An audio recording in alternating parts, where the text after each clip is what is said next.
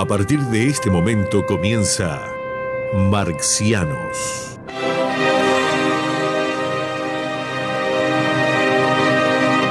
Para compartir sus pensamientos galácticos quedan con ustedes Daniel Vanina Croco y Carlos Amir González.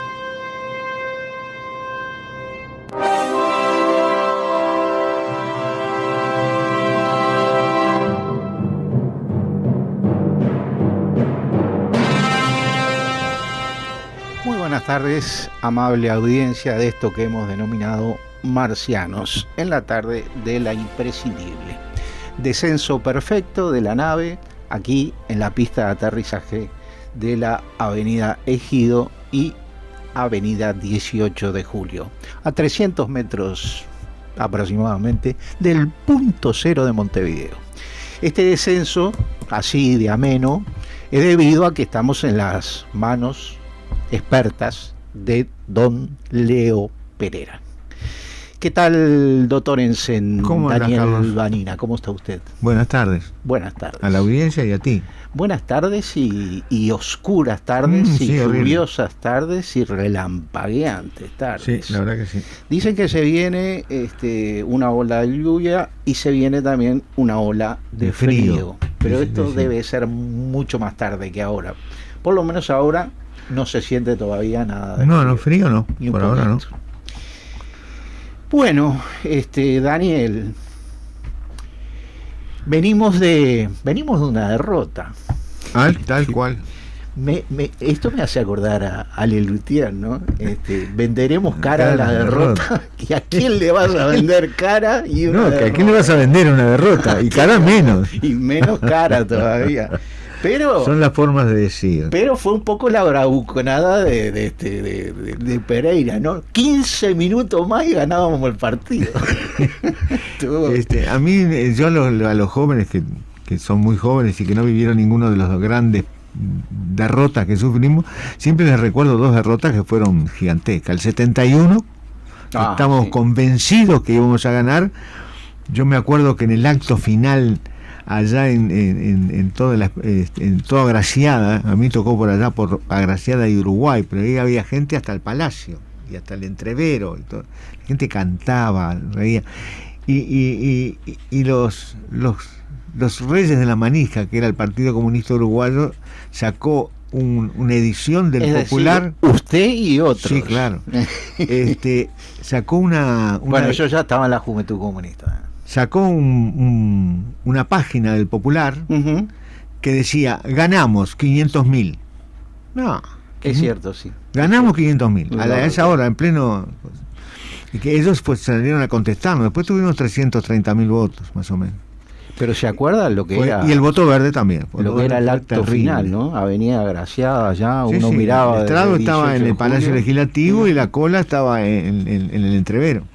Totalmente. Lleno. Totalmente. Yo que estaba en la parte de adelante, en determinado momento se empezó a sentir como una presión y una asfixia. Cada coordinadora, yo me tocó la K y la coordinadora acá iba 18 a 18, Agraciada y Uruguay. Y la otra derrota fue la derrota del voto verde. Del voto fue verde. Terrible, terrible. Yo diría que es más frustrante que esta, capaz, ¿no? Sí, claro. Yo creo que sí. Sí, claro. Sí. Porque en esta, yo qué sé, retornó la derecha. No, había muchas. Gobierno, había muchas estadísticas que marcaban que íbamos a perder. La gente y estaba. Mucho más, y que era favorito al no. Sí. Yo me parece fue más heroico todavía la juntada de firmas que la votación de ayer del domingo, ¿no? Uh-huh. Y las cosas no hay algunos cambios porque hoy estaba escuchando a Gandini en una interview por la radio cuando venía para acá, y él decía bien una cosa: hay dos bloques electorales, entonces lo ves desde todo el punto de vista electoral y los bloques electorales. Pero lo cierto es que cuando arrancó la izquierda en el 70, 69, 68, unidad, y se formó el Frente Amplio, no había dos bloques, había dos partidos que tenían la mayoría, pero había la posibilidad de crecer fuera del bloque, fuera del Frente Amplio. Teníamos todo un pasto relativamente tierno para crecer, y así fue. Michelini, la doctora Roballo, gente los blanca, desprendimientos de los partidos tradicionales. Y ahora están los dos bloques están hay que robarle al otro. Y con qué calidad de gente, ¿no? Además, Vanina, bueno, yo siempre insisto con esto, pero realmente a mí los discursos y la presencia de Rodríguez Camuso era una cosa conmovedora, ¿no? Sí. Era de un fuste de esos tribunos. No, cuando había que defender a Cuba o defender al comunismo en el Senado, no hablaba Arismendi, hablaba... defendió usted, que ahora me podría dar por la cabeza a mí, porque estoy ahí medio que volcado hacia los rusos, hacia la Federación Rusa. En esos tiempos, Rodríguez Camuso defendió la intervención de la Unión Soviética en Afganistán. No me acuerdo, pero era brillante. Sí, al otro día podía estar en contra de la intervención. Totalmente. Era terrible. Sí, era peligroso. Tenía un decir y un discurseo. Hoy tenemos fútbol.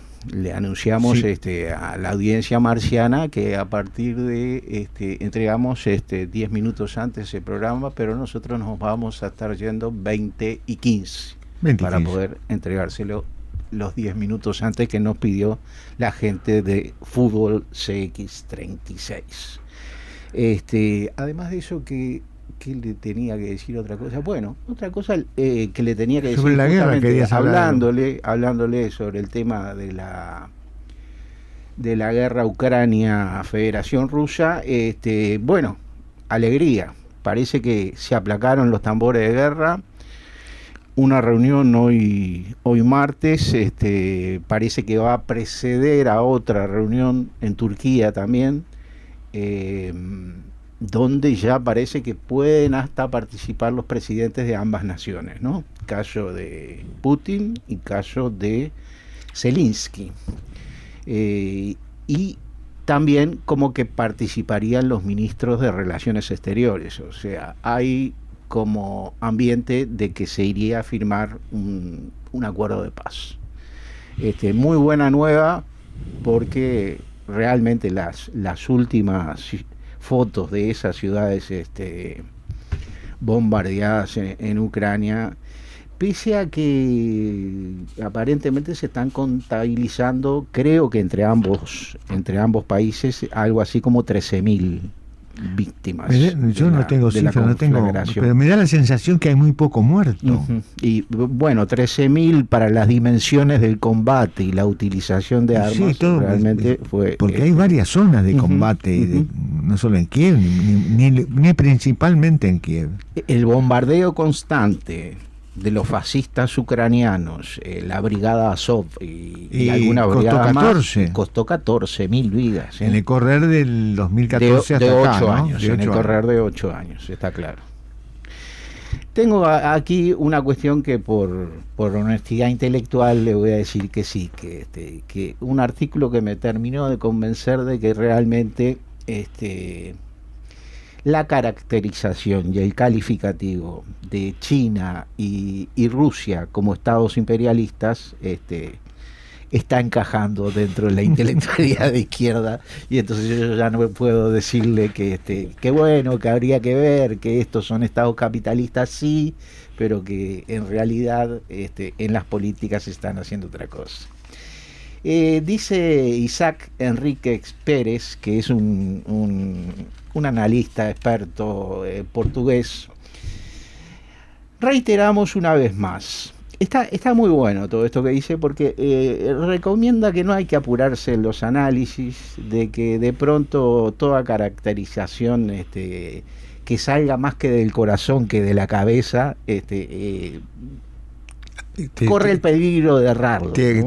Te cuento una anécdota. Había un viejo médico en otra época de la medicina que decía: no vayas corriendo a ver el paciente que te llama, porque tenés que dejarlo que se enferme un poco más para poder llegar a un diagnóstico.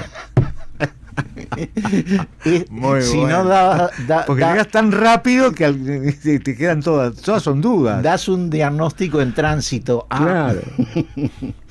Reiteramos una vez más: dice Isaac Enríquez.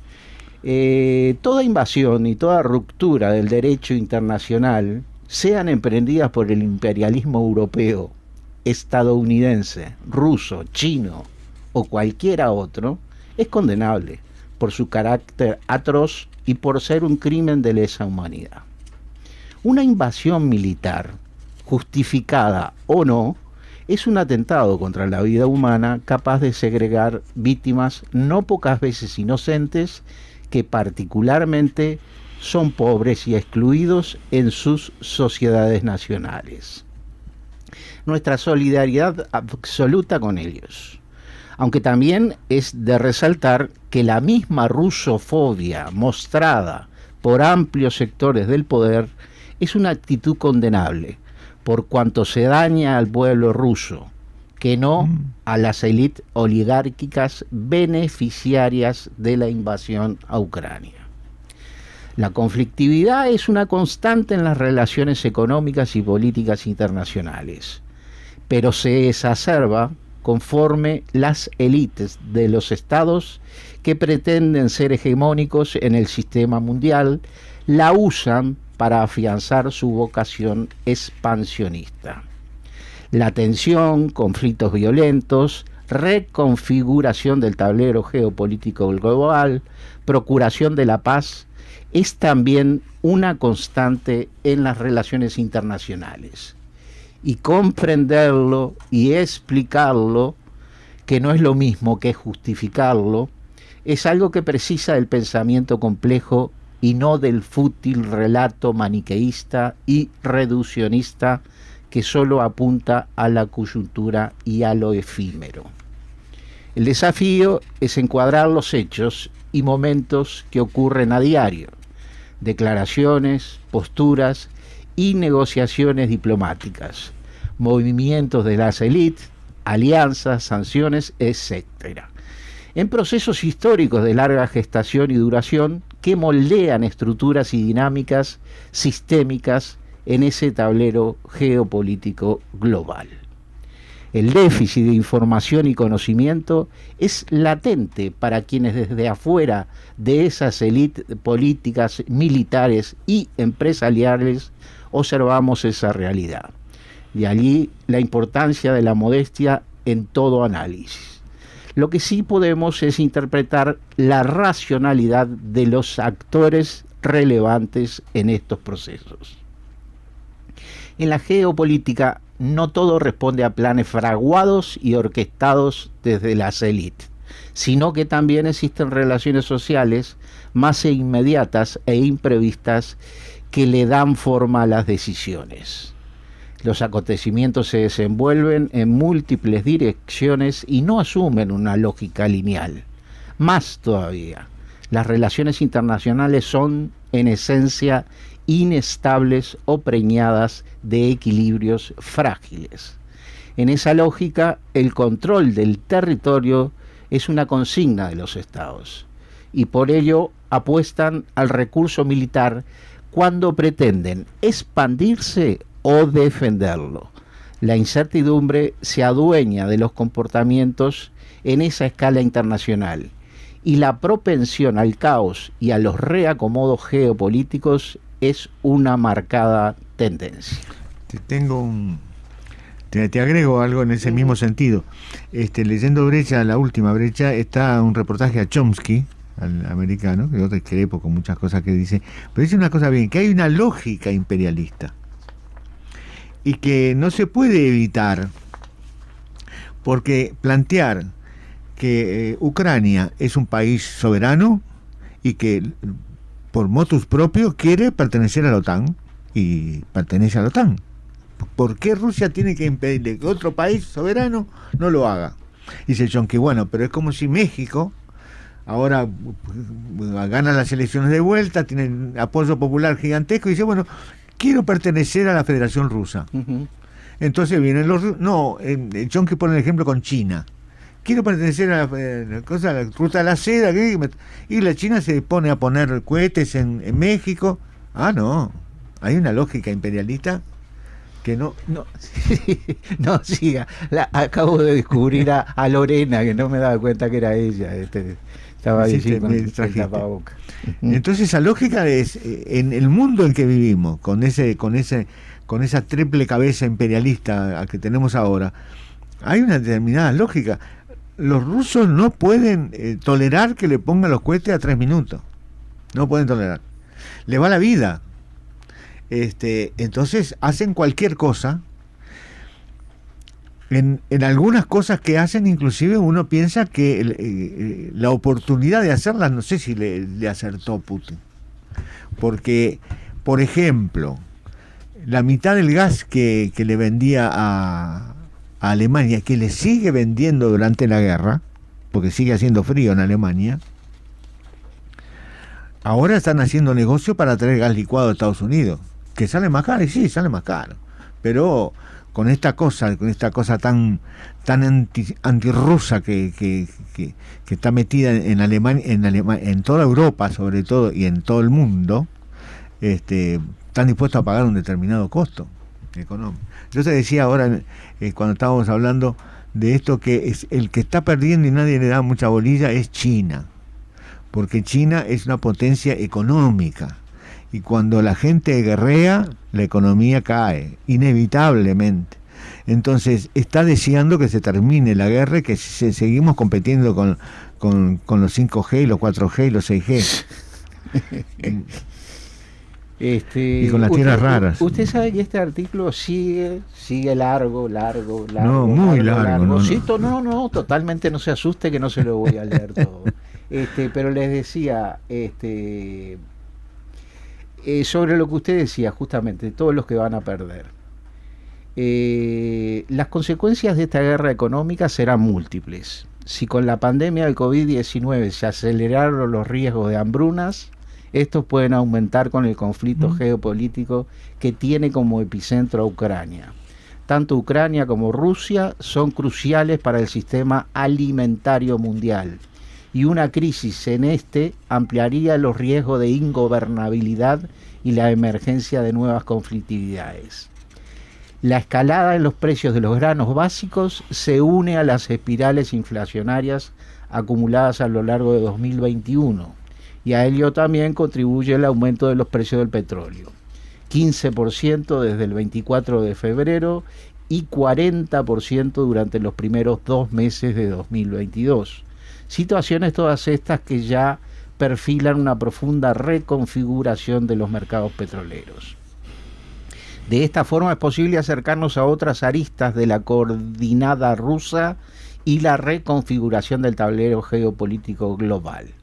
La Realpolitik dista mucho de la guerra cognitiva atizada desde los mass media, a partir de mentiras y montajes. Comprenderlas ambas solo es posible recuperando la perspectiva del análisis histórico y del pensamiento complejo, con miras a alejar el encubrimiento, invisibilización y silenciamiento de las causas estructurales propias de las problemáticas que campean en las relaciones económicas y políticas internacionales. Usted sabe que en cuanto a lo que usted me comentaba hoy, de los temas de que la oligarquía norteamericana, claro que la rusa como que es más pequeña, pero parece que justamente en esto del complejo industrial bélico, armamentístico, es muy fuerte en Rusia el empresariado que trabaja para estas cuestiones del Estado, así como lo es en Estados Unidos, que se reprodujo el valor el valor de este aparato, que es evaluado así en función de cómo cambia la situación de la bolsa de finanzas, inmensamente durante la situación de guerra, porque además la OTAN empezó a condicionar. ¿Se acuerda de aquello que decía Trump? Que decía, yo no sé para qué mantener todo este aparato con el cual nuestro ejército, nuestras fuerzas armadas defienden a toda Europa de un hipotético ataque de la hoy Federación Rusa. Esto es un gasto absolutamente innecesario. Ahora, había que tornarlo necesario al gasto. Entonces, sí. Hay muchos analistas que dicen, justamente, Ucrania es el territorio donde se está dando la guerra, pero los intereses que están detrás de esta guerra no están entre ambos contendientes, muchos de los mismos. Uno de ellos era la OTAN accionando para que Europa invirtiera más en armamento. Inclusive Alemania duplicó en estos días 100.000 millones de euros invirtió. Una chirola. Sí, pero parece ser. Mira que no es tanto 100.000 millones. Que todo en la plena crisis Obama emitió, la Fed, el Banco Central americano, invirtió $70.000 millones por mes durante 2 años y medio. Lo paró Xu Jintao, el que estaba al frente de China, que le dijo, hizo una declaración así, algo muy moderado, muy decía, la emisión de dólares tendría que ser una emisión razonable, porque ellos tenían 2 billones o 3 billones de dólares y el dólar iba a caer, iba inevitablemente a caer. Claro, no se emite a la gente, se emite a través de los bancos y los créditos, pero igual, así que 100.000 millones no es tanto. Vio que aparece en estas negociaciones, hay un ruso, uno de estos oligarcas rusos, que es dueño de un cuadro de fútbol inglés, sí. Abramovich, tal cual. Corrió ahí, circuló que estaba dentro de los negociadores por la parte ucraniana. No sé si es que él vive en Ucrania. Me suena bolazo eso. Pero tuvo una reunión con Putin y parece que es uno de los favorecedores de las negociaciones. Pero este es un hombre muy rico también. Y que tiene ese yate con 200, con 2 helipuertos. El yate tiene 2 helipuertos. Bueno, ahora, eso que usted decía hoy de la... no, según parece, según lo que dice este material, este hombre ha analizado a estos multimillonarios rusos y parece que están muy bien parados en la cancha. Y todo los millonarios rusos tienen involucramiento más directo con el poder político. Uh-huh. Porque primero que son parte de aquella vieja aristocracia o no sé cómo llamarle, de la dirección del PECUS, uh-huh. Gente de la juventud comunista, ¿ya? de los Komsomol. Y son los nuevos yuppies. Y después de que apareció Putin, tienen que ser amigos de Putin. Porque si vos sos millonario, tenés mucho poder, pero no sos amigo de Putin, se complica. Cosa que no es tan directamente. Parece que Putin genera también un recambio en las mafias de Yeltsin y en los oligarcas de Yeltsin. O sea, ahí cambian unas monedas. Pasaba en la Española cuando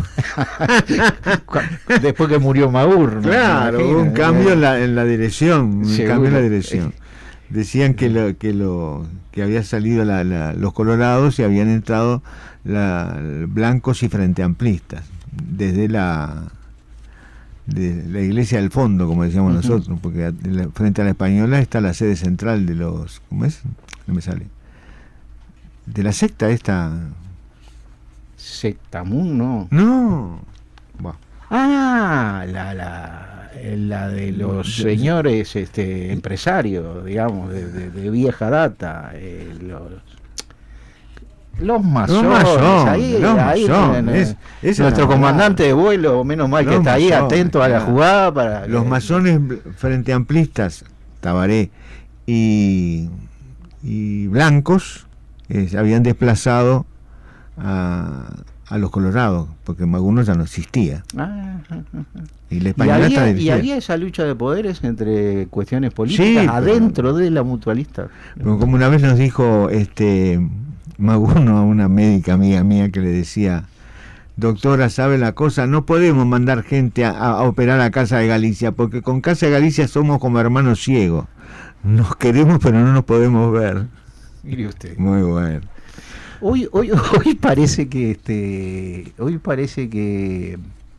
que se distribuían, va a entrar en licitación el sanatorio de Casa de Galicia. Uh-huh.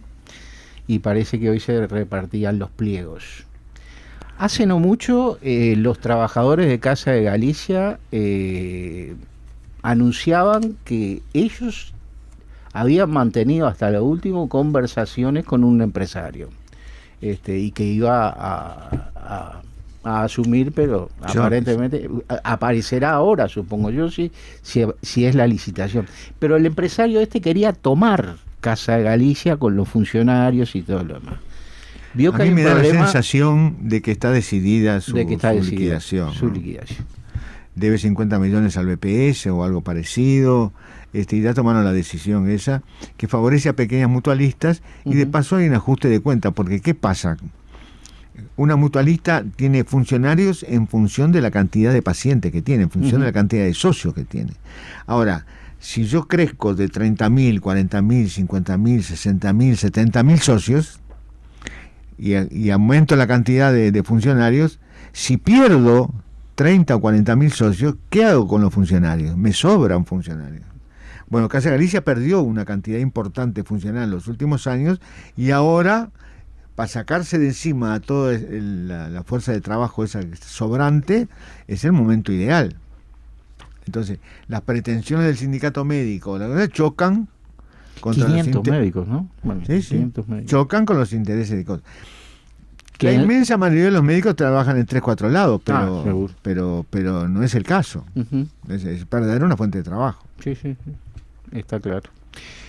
Bueno, usted venía... Sí, en la próxima media hora voy a terminar con la religión. Menos 20 nos vamos a ir a la pausa. Una concepción que nos ha hecho... Menos 20, bueno, entonces diría yo de empezar o de continuar con el tema religioso. Justamente ayer yo, para ir creando ambiente, me vi una documental sobre Martín Lutero. Lutero. Bueno, no vamos a hablar de Lutero, no tengo idea. No sé si usted va a hablar de Lutero, ¿no? Acuérdese que la Merkel era hija de un pastor luterano. Sí, tal cual. Y de la Juventud Comunista. Y de la Juventud Comunista del lado de la Alemania Oriental. Exactamente. Nosotros habíamos tomado el tema religioso, primero porque es un tema importante en el pensamiento de izquierda en Uruguay y en el mundo hoy. Con la iglesia nos hemos metido, Daniel, y con las religiones en general. Y entonces, ¿cómo se llama? Hubo un oyente que escribió una serie de cosas y nos mandó. Es cierto, hace tiempo. Es cierto que usted... Nosotros no queríamos contestarle lo que él planteó, porque tiene un planteo un poco distinto seguramente, sino decirle cómo la veo yo la situación, porque él habla mucho del catolicismo como responsable del capitalismo. Si no hubiera iglesia católica no habría capitalismo, y no sé, yo dicho así no estoy de acuerdo. Es mucho más complejo. Hablando católico le diría cristiano, porque el cristianismo fue mucho más que el catolicismo en sí mismo. Yo quería salir al cruce a varias cosas. Una, si nos definimos materialista dialéctico, no somos creyentes.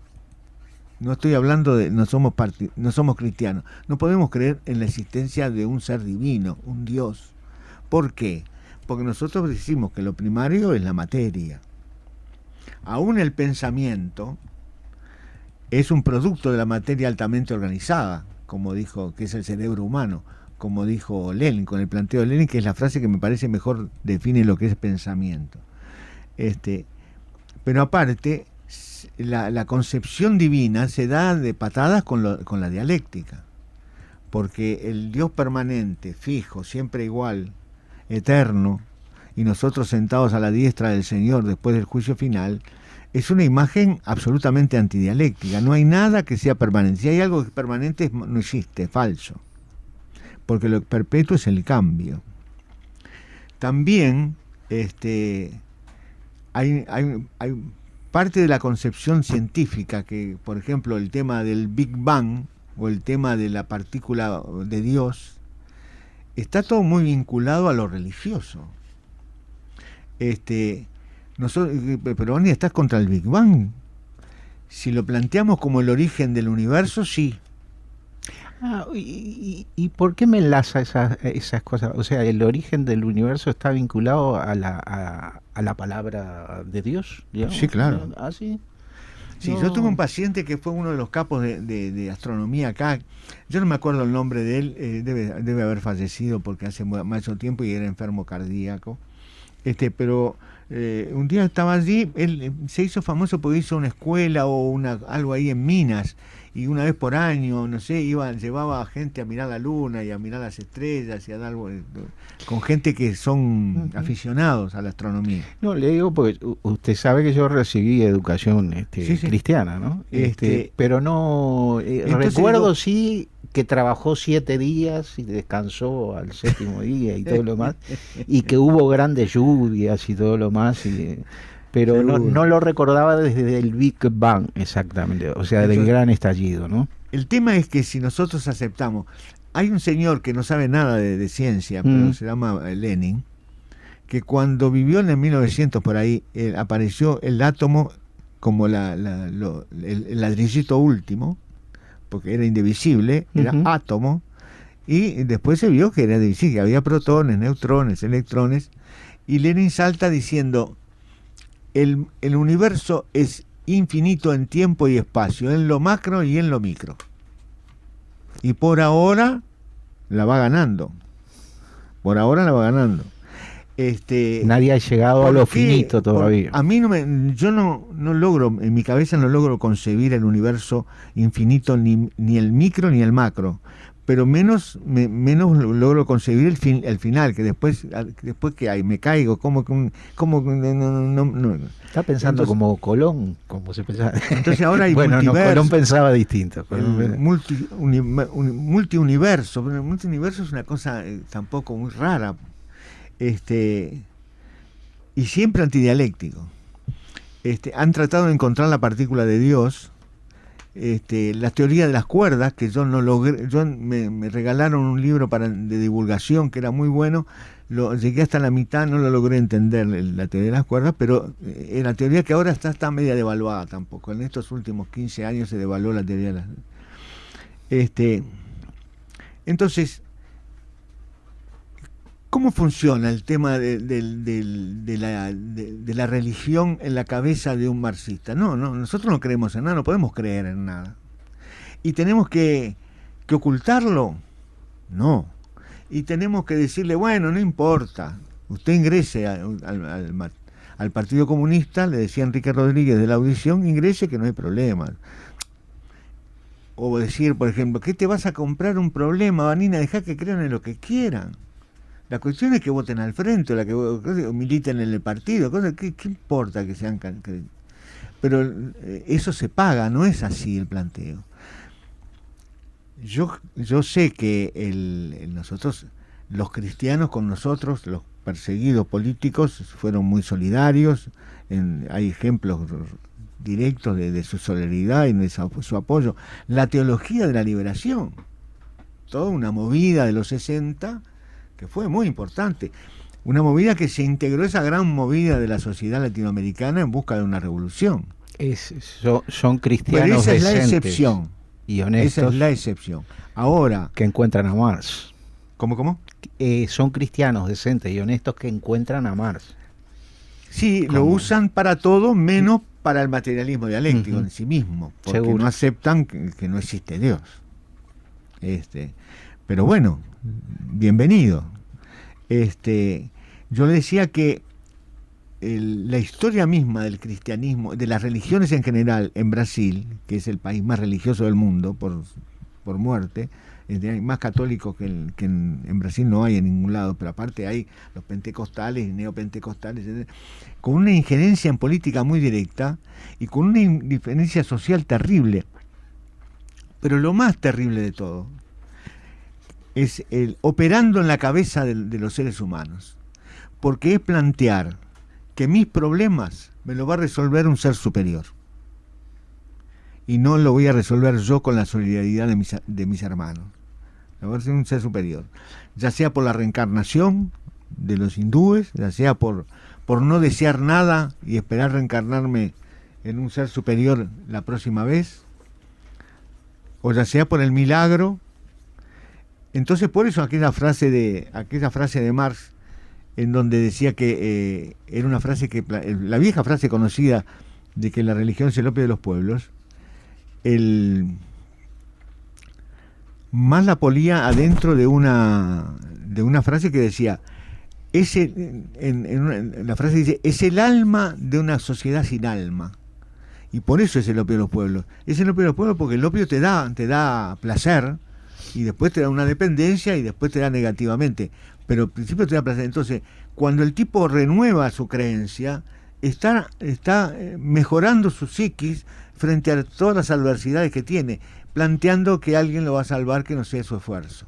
Entonces, de la misma forma, aunque en una dimensión diferente, opera el juego. Yo juego el 5 de oro, porque pienso que si saco el 5 de oro, y por eso le aporto 50 pesos cada jugada a la banca quiniela, que aparte saca una cosa diciendo que le preocupa que haya enfermedad como es lúdica, ludópatas, y que llamen al teléfono tal o cual, y vive de los ludópatas la banca quiniela, porque nadie juega por diversión. ¿Qué diversión hay jugar a la quiniela? No sé. Sí. Pero bueno, pero que por ganar. Eso le da eso de ganar. El otro día estaba pensando que la quiniela, como el 5 de oro tal vez, es como un microtráfico. Porque el gran narcotraficante es una cosa, o sea, la ruleta es una cuestión de los ludópatas, donde generan más peligro. Pero ahora son pérdidas, todas, ¿no? Que todavía en algunos casinos quedan rulas físicas, las otras son electrónicas, la mayoría. Yo pensaba, con todos los días de quiniela que hay, y no es que pensaba, lo sé de mucha gente, que de repente no tiene ingresos mayores a 35.000 pesos, y si esa persona habitualmente gasta en la semana 600 pesos, le rompe el presupuesto de vida. Sí. Como de repente a un millonario que se va y se la tira toda en la ruleta, pero ya eso es otra dimensión. Sin embargo, el cristianismo, ¿cómo arrancó como algo prodigioso, porque vino a servir de ideología a un cambio cuantitativo y cualitativo de la humanidad, que es pasar de la sociedad esclavista a la sociedad feudal, y que fue una cosa muy, muy curiosa, pero ahora mirado para atrás uno puede ver el enfrentamiento entre Roma y los judíos fue tradicional, sobre todo allá por el siglo I antes de Cristo. Fue muy, muy duro, muy cruel el enfrentamiento. Enfrentamiento entre Roma y los judíos. Y nos tenemos que ir a una pausa. Bien, y volvemos con eso. Allá nos vamos, Leo.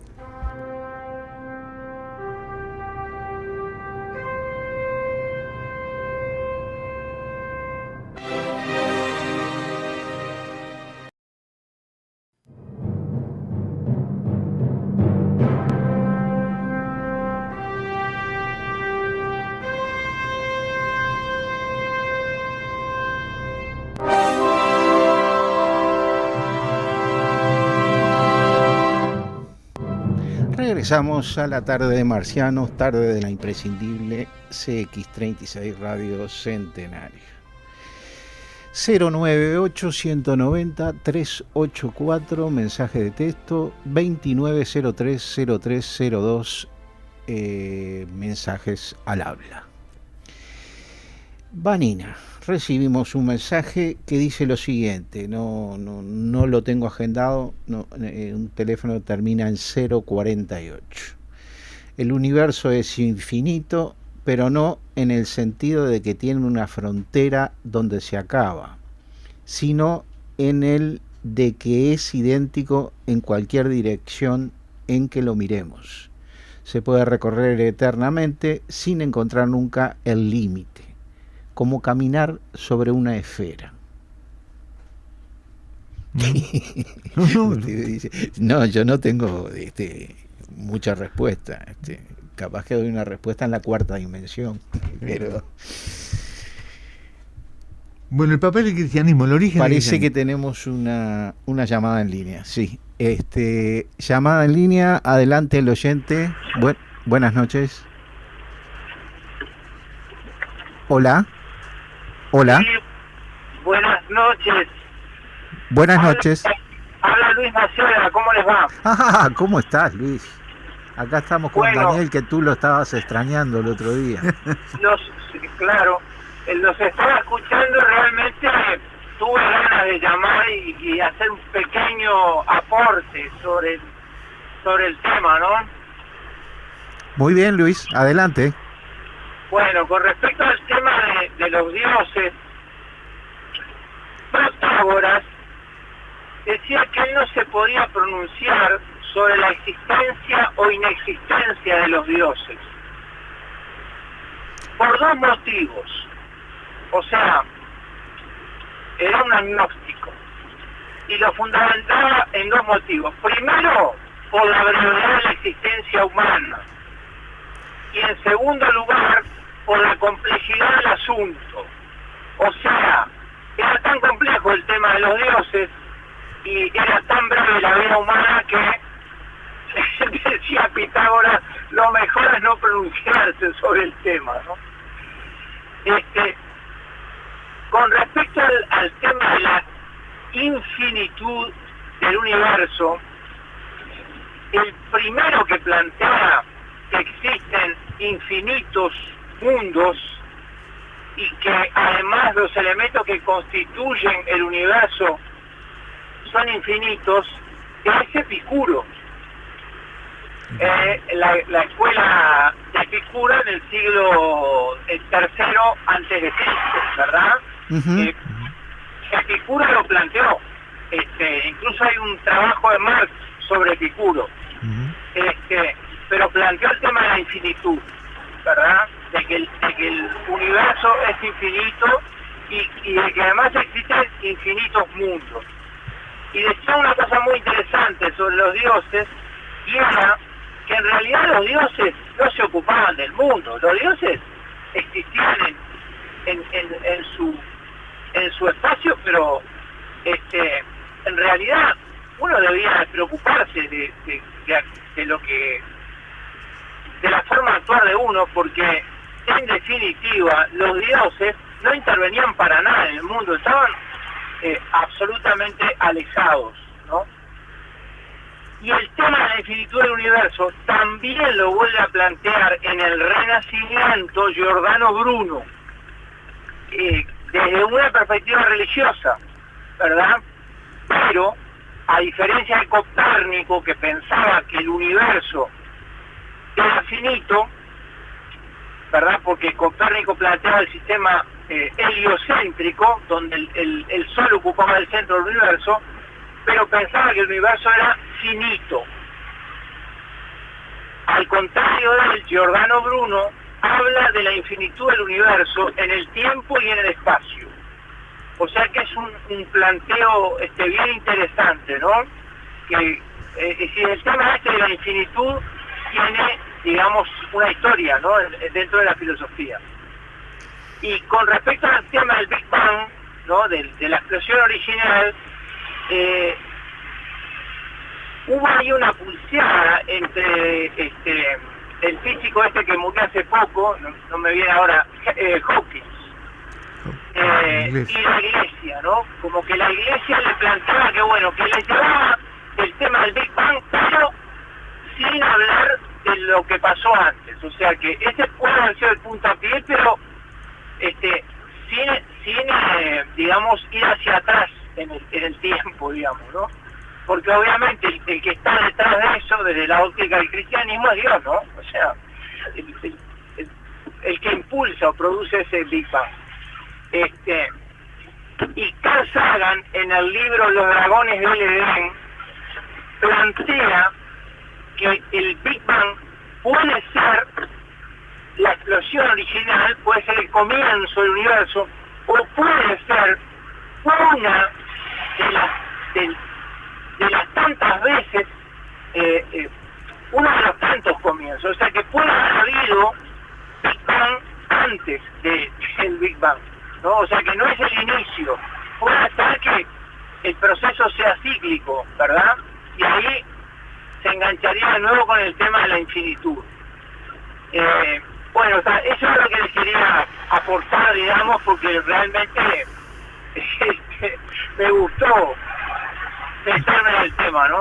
Muchísimas gracias por tu participación, Luis Maceda, y ya dentro de no mucho te tenemos por aquí para seguir viendo el tema que empezamos a tratar el otro día, posiblemente con la profesora Beatriz Avero también. Bueno, muy bien, será un gusto, un abrazo. Gracias, igualmente. Muchas gracias. Doctor Ensign. Bueno, volviendo al tema del cristianismo y de sus orígenes, la religión judía tenía un planteo. Todas las religiones, cuando son creadas por determinados pueblos, son fundacionales, y el pueblo ese que genera esa religión es el pueblo elegido, se elige el mismo, ¿no? En definitiva se elige el mismo, que genera un mito fundacional por el cual, por ejemplo, la religión de los esquimales polares, que ya no existen más prácticamente, el pueblo elegido era el esquimal. Es más, en esquimal, yo no sé decirlo en esquimal, pero en esquimal, ellos ¿qué nombre se daban? Hombres. ¿Y de dónde eran? Hombres. Ellos eran hombres, los demás no éramos hombres. Entonces, eso se repite permanentemente. Pero en la religión judaica, en la Torá y el Pentateuco y el Viejo Testamento, además de ser el pueblo elegido, Dios iba a mandar a su hijo, al Mesías. Entonces, soy yo el Mesías, en definitiva, lo que dijo Jesús fue eso. El Mesías soy yo. Que lo sigue diciendo y el pueblo judío no lo quiere. Los planteos se hacen en medio de una situación de terror, de venganza. Ahí está el saqueo de Masada, la ciudad esa que los romanos la sitiaron, y cuando entraron había 900 judíos que habían optado por sacrificarse, por suicidarse, un suicidio colectivo.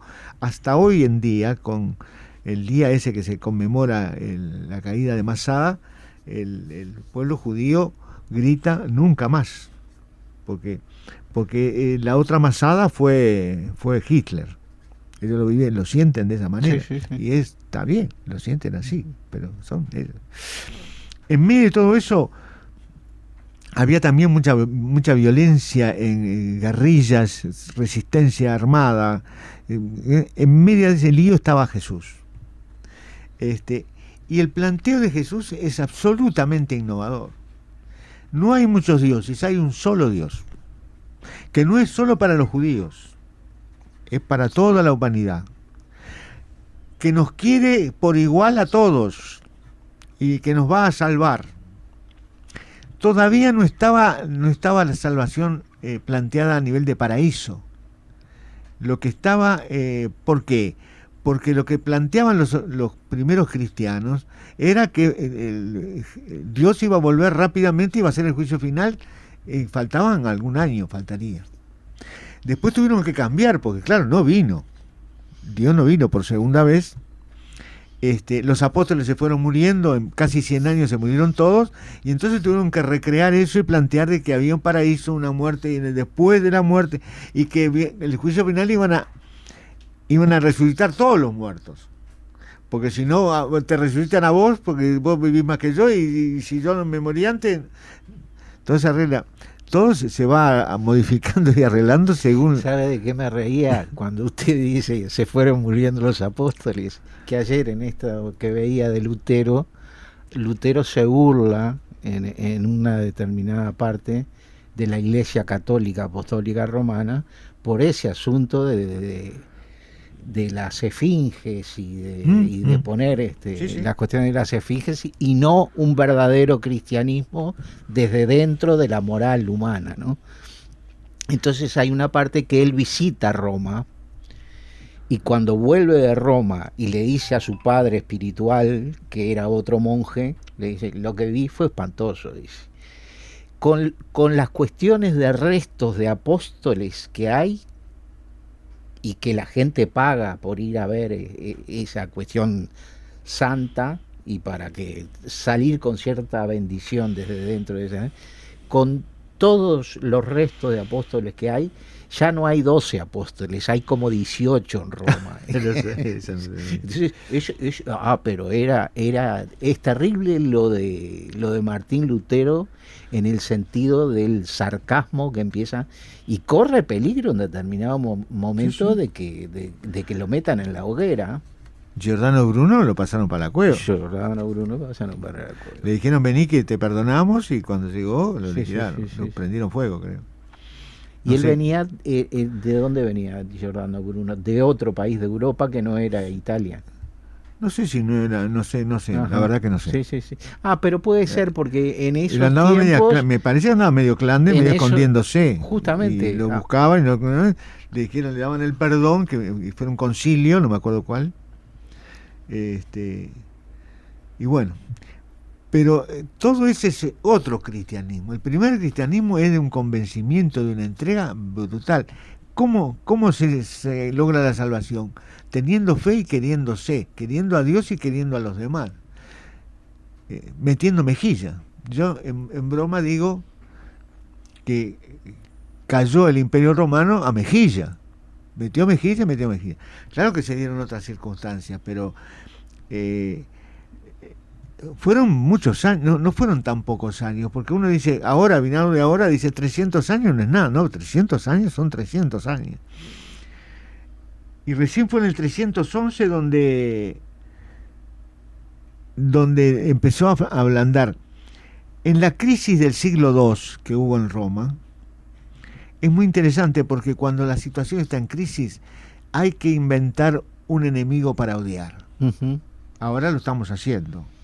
Cuando usted habla de crisis en el siglo 200, el siglo II, de nuestra era, crisis económica, social, era terrible. ¿Qué es lo que era terrible, todo el imperio. Sí. Claro, pero era una dinámica, cuestaría mucho trabajo indicar todo. Por ejemplo, los emperadores se nombraban de acuerdo a la cantidad de ejército que tuvieras. Si te nombraba tu propio ejército, había emperadores por todos lados. No había coordinación. Los caminos, todos los caminos conducen a Roma, que era cierto, se habían tornado en tierra de nadie, absolutamente peligrosos. Las ciudades eran muy peligrosas. La gente que tenía plata se iba hacia la campaña y se armaba una protección ahí, un castillo, uh-huh, rodeado de campesinos o de ex esclavos, y ahí se fue dando las condiciones materiales de un micro feudalismo por vía de los hechos. Y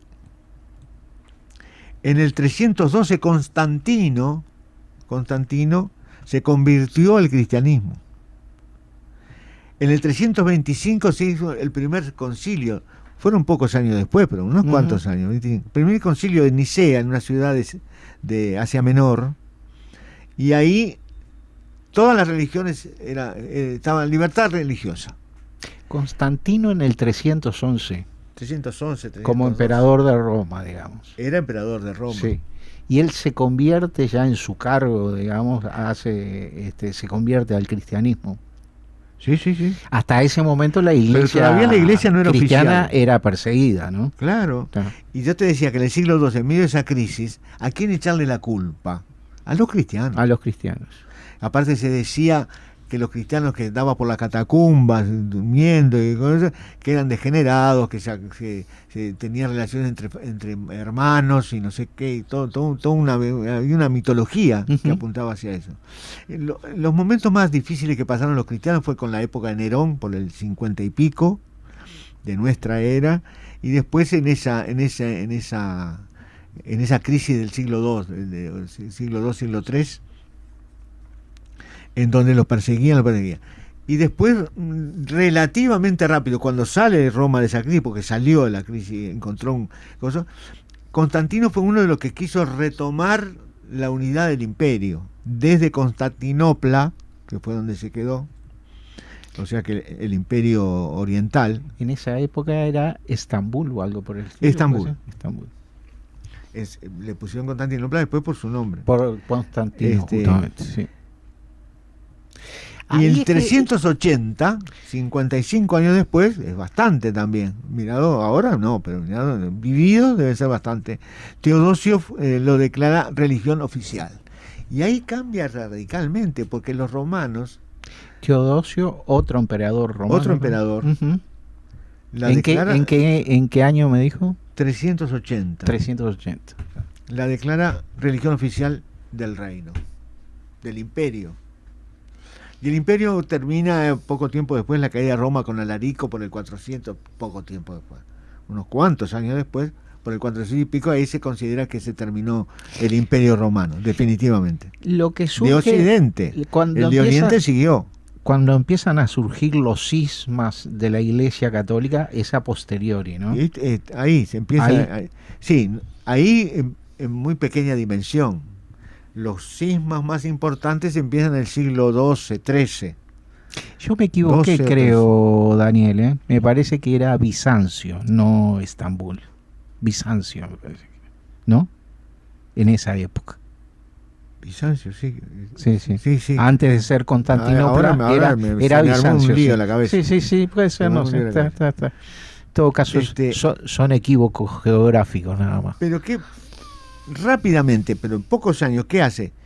La iglesia oficial, la iglesia cristiana, que era del imperio, se transforma en la fuerza principal del feudalismo, que al principio opera como superestructura, como ideología dominante, pero por una serie de mecanismos de repartirse tierras y cosas se va haciendo terrateniente, y es la principal, es una de las principales fuerzas del clases dominantes del feudalismo, y al mismo tiempo es una cosa inédita, y al mismo tiempo superestructura dominante, que tiene toda la cultura.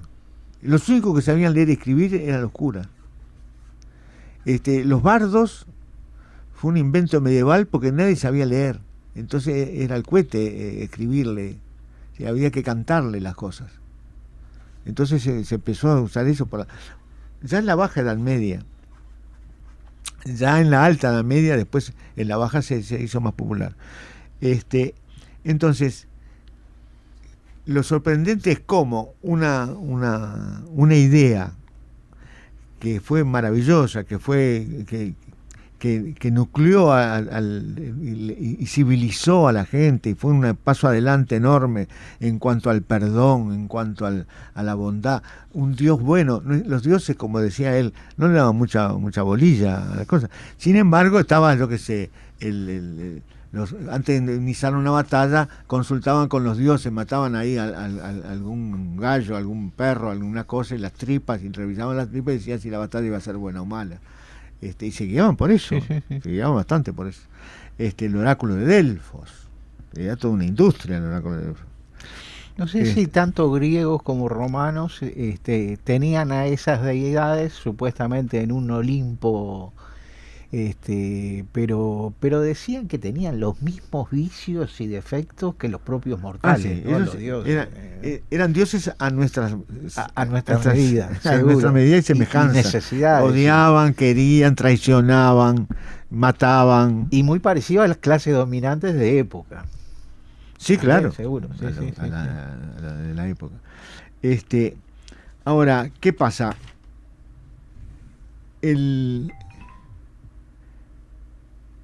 ¿Cómo está funcionando? ¿Cómo está funcionando la religión ahora? Ahora están en estos siglos la fuerza dominante se ha apropiado de la religión. Entonces, la religión en su quehacer de los últimos siglos ha hecho cosas terribles. La religión católica ha aprijado la conquista de América, sangre y fuego,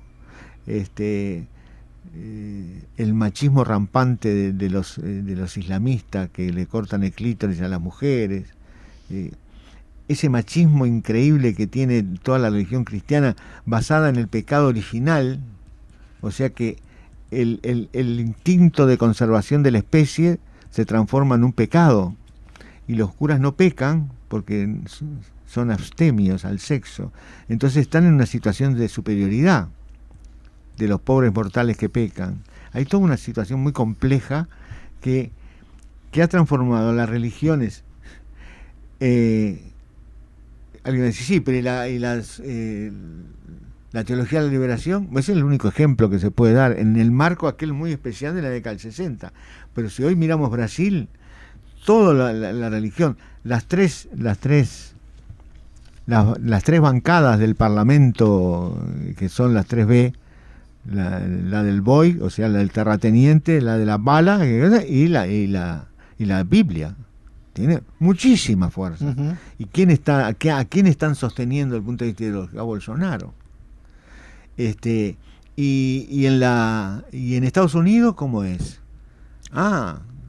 Iglesias que nos penetran a nosotros. Estados Unidos penetró a Brasil y Brasil nos penetró a nosotros. Sí, yo siempre en el libro cuento la anécdota de mi hija menor, que tenía 15, 16 años, estaba en Estados Unidos, estuvo un año allá, y me contaba que había un compañero de clase, que era de cuarto año de liceo, del high school, que le decía en el comentario, así hablando del comentario, que los dinosaurios nunca habían existido.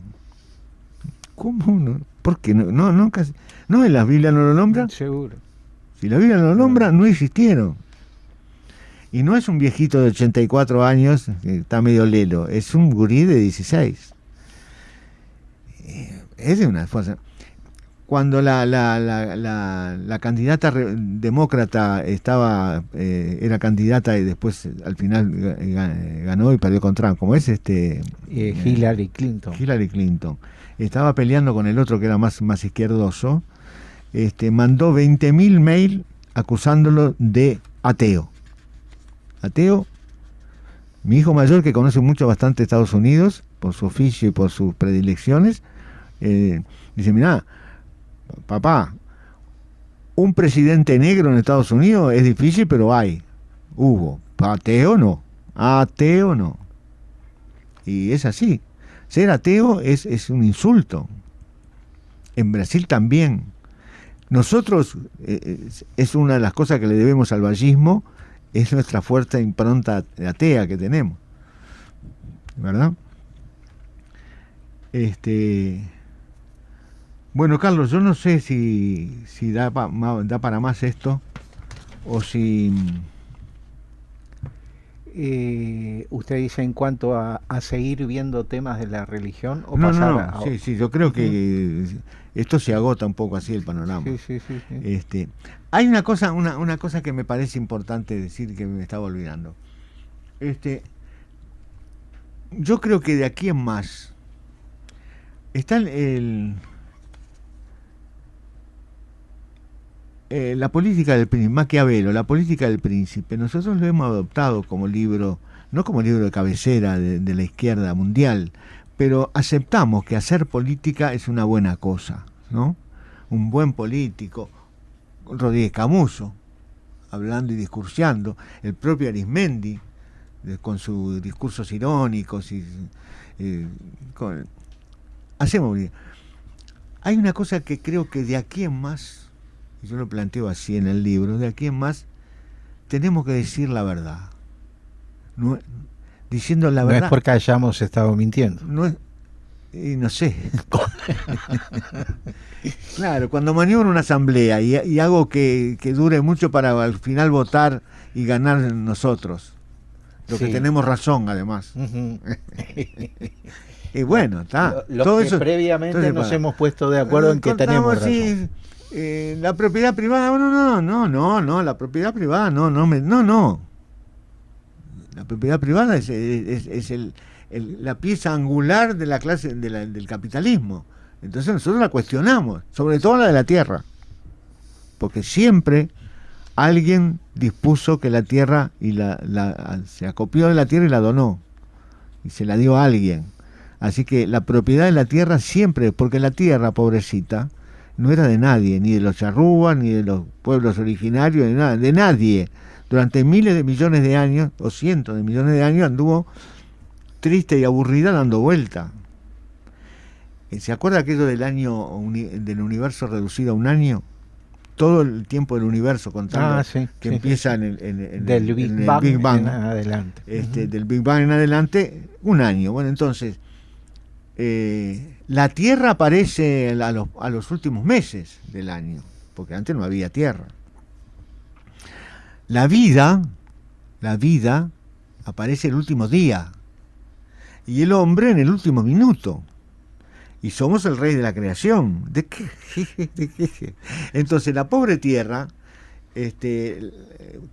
sociedad de clasistas mediante, la vamos distribuyendo y nos apoderamos de la misma, de todo.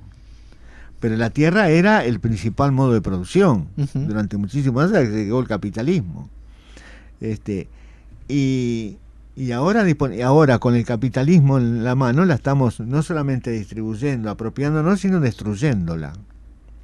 Entonces la propiedad de la tierra es una cuestión fundamental, y la propia herencia también. Entonces, eso que nosotros normalmente no hablamos, vamos a ponerlo arriba de la mesa.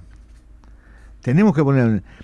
Y eso es lo que Foucault decía parresía, que yo me preocupé porque no entendía bien lo que era la parresía. Y la parresía es una escuela griega, lo usaron los cínicos, lo usaron estos que eran los epicúreos, que era decir lo que se piensa, pidiendo disculpas por el atrevimiento que supone decir lo que yo pienso, pero lo digo. Y si me juego la vida, pero lo digo. Los sofistas no estaban también en una escuela. Los sofistas estuvieron medio como en contra de esto de Epicuro. Ajá.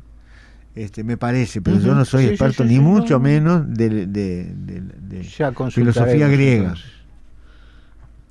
Entonces, eso es todo un desafío, decir la verdad, porque es como cambiar los resortes de la unidad. Si yo me convenzo que hay que hacer esto, esto y esto, yo planteo que hay que hacer esto y esto y esto. ¿Y si pero nadie te da bolilla, Vanina? Esto es lo que hay que hacer. Estoy convencido que es esto lo que hay que hacer. Entonces, no puedo decir, bueno, pero entonces vamos a sacar esto no lo hacemos porque así viene A, B y C, y antes venía A, B sola, y entonces negocio. Entonces, no negocio mis principios, pero entonces no negocio una cosa tan pequeña. Usted debe saber en qué estoy pensando y por qué me sonrío. Seguro, no negocio mis principios.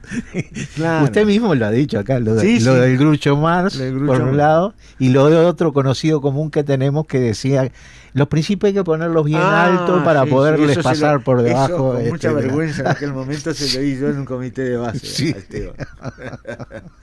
Los principios, amigos, los principios, compañeros, bien altos, para poder pasarle por abajo. Seguro. Era la concepción, era así. Ahora está pasando por abajo con este campañón. Era eso, parresía. Bueno, parresía. Lo estoy pensando, a ver. 8:15. Sí. 8:15. Casi. Nos faltan 2 minutitos. Mire, le leo. Giordano Bruno fue un hombre de gran saber y vida errante debido a sus convicciones y teorías sobre religión, lo correteaban, física y astronomía. Nació en la Italia renacentista, pero tuvo la oportunidad de visitar Francia, Inglaterra, el Sacro Imperio y Suiza, conociendo a grandes personajes y discutiendo en más de una ocasión con ellos. Perseguido prácticamente toda su vida por ser contrario a dogmatismos religiosos de su época, no hubo lugar que se convirtiera en su residencia habitual. Fue profesor en varias universidades, a veces expulsado de las mismas, teniendo una vida de lo más ajetreada y turbulenta. Fue trágico su destino final, que contrario a lo que tantos católicos como protestantes creían, acabó siendo ejecutado por su pensamiento y obra. Y sí, Tal cual. bueno, nos vamos, don Leo Pereira, para entregarle en hora a la gente del fútbol de la 36. Tal Pelota cual. rodando. Ya está Vanina. rodando la pelota. Vamos a ver si nos sacamos las ganas de enchufarle a los De chilenos. ganarle a Chile. Si hoy juega Cavani, a ver si no Oh, si no vuelve a repetir la experiencia que tuvimos con los chilenos. Ojalá les enchufemos unos 4 goles para ahorrar, No, le digo, y ya estoy fantaseando. Y hacemos que ese dedito que aquel muchacho le jugó en la anatomía de Cavani, vea él qué destino ponerlo. Nos vamos, Leo. nos vamos. Hasta el martes que viene, marcianos. Así pasó Marcianos, que se reencuentra con ustedes el próximo martes a las 19 horas.